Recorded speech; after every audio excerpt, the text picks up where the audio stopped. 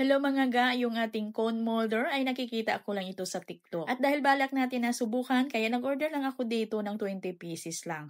Kunti lang yung in-order ko kasi hindi ko pa nakikita ng actual yung item, kung anong klase. At dahil ilang piraso lang naman yung ating molder, kaya yung aking dough ay kumuha lang ako sa ginagawa naming donut. Okay lang naman yung quality niya, magaan siya na manipis. At ingatan lang natin ga, kasi yung bandang dulo nito ay madali lang maputol or mabali at mayupi lang siya. At bago natin ito lagyan ng ating dough ay pahiran lang natin ito ng margarine or di kaya shortening para hindi din didikit dito yung ating dough. At kung susubukan niyo ito mga ga na kailangan niyo ng recipe ng ating dough ay bigyan ko lang kayo ng 2 cups lang na harina yung gagawin natin ng ating dough at ilagay ko lang sa ating caption. At sa pagtansya ko ng ating molder ay tamang-tama dito yung 25 grams ng ating dough. Kaya pinutol ko yung ating dough sa 25 grams. At bago natin yung dough natin ipaikot-ikot sa ating mga cone molder ay pahabain muna natin ito para ay ito ay lumambot na hindi na din siya mapupunit or mapuputol. At i-roll lang natin ito ng pahaba na may 20 inches yung haba nito kasi yung ating cone molder ay nasa 4 inches. At yung unang gawa natin ay lutuin ko ito sa oven.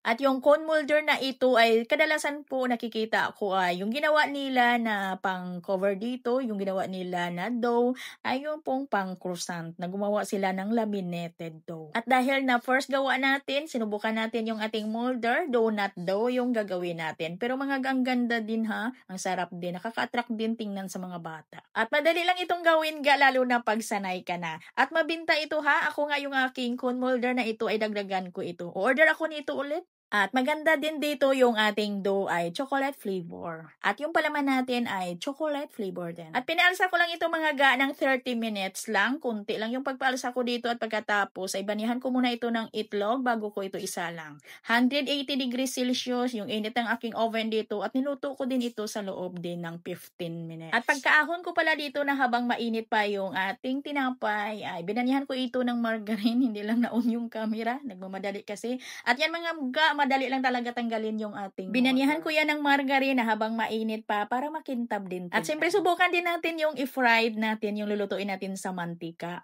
At dahil 20 pieces lang naman yung ating molder, kaya hindi ko pwedeng pagsabayin. Kaya hinintay ko munang maluto yung ating na-bake ay bago ako dito gagawa ng ating e-prito. At sa second batch na pagmasa ng donuts namin ay kukuha lang ako ng kunti lang na dough na magkasya lang ng ating 20 pieces na cone molder. At dahil i-prito natin ito para sigurado tayo na hindi magbuka, hindi magsinbukaka yung ating dough. Yung bandang matulis ay itupi lang natin yung ating dough. At ganun din pag matapos na bali fold na talaga natin, iipit talaga natin yung ating dough para hindi siya magbuka pag nagprito tayo. At palsahin ko muna ito mga ga ng 1 oras, pwedeng 1 oras at kalahati bago natin ito prito. At madali lang naman itong prituhin sa mahinang apoy lang ng ating kalan at bulubuliktarin lang natin hanggang sa ito'y mag-golden brown. At pagkatapos ay itabi lang muna natin ito mga gagawan natin ito ng palaman. So dito sa ating pangpalaman dito, gawan lang natin ito ng yema filling. So dito 2 piraso ng egg yolk at 1 cup na condensed milk. At haluin muna at lagyan ng 7 tablespoon ng cornstarch. At bago ito lagyan ng evaporated milk, ay haluin lang ito para hindi tayo dito magkaroon ng mga bilog-bilog. Na kahit hindi na natin ito salain pag ito'y naluto. Kasi makinis na yung ating mixture.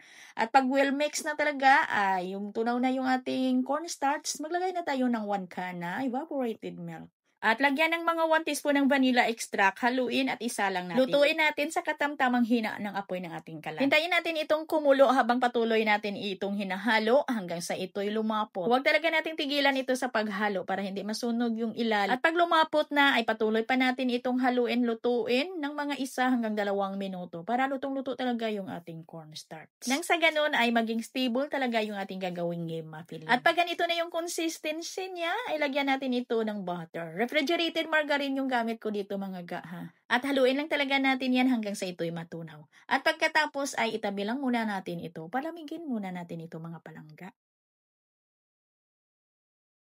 At para mas lalong sumarap yung ating ilagay na palaman sa ating mga cone donuts ay magtunaw tayo ng dark chocolate. Ay mga katansyahin nyo lang yung mga chocolates ninyo ha. Ay kukuha lang ako dito ng mga 130 grams lang kasi may natira ako.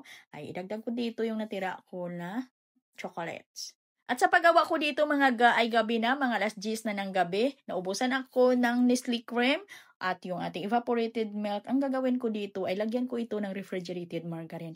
Pwede din na refrigerated margarine yung ilagay natin dito. Imbes na Nestle cream, or yung all-purpose cream, or di kaya yung evaporated milk, yung gagawin natin ay yung refrigerated margarine na lang, or di kaya butter. Lagyan ko ito mga kaya para hindi din masyadong matigas or hindi masyadong mag-sit yung ating chocolate na ilagay sa loob ng ating mga donut. Pero mag-sit pa rin ito mga pero hindi siya masyadong matigas. At pasensya na mga ha, ulitin ko lang, yung ating dough ay pwede talaga tayong gagawa dito ng flavor chocolate at yung ating palaman gawin din nating chocolates.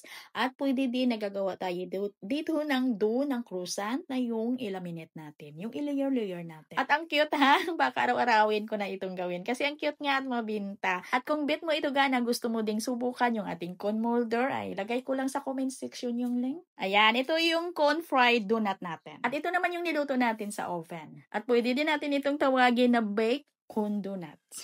At ang bintahan ko pala dito mga ay 10 pesos kasi overload naman ito. Marami yung palaman, naubos yung palaman natin na ginawa. Pero hindi naman pwede na sundin nyo yung bintahan ko ha. Kayo magkusting lang, depende na ho yan sa inyo, yung bintahan ninyo. At hanggang dito lang yung ating video. Maraming salamat. Ito pong muli ang inyong Kainday Tinapay. Bye-bye!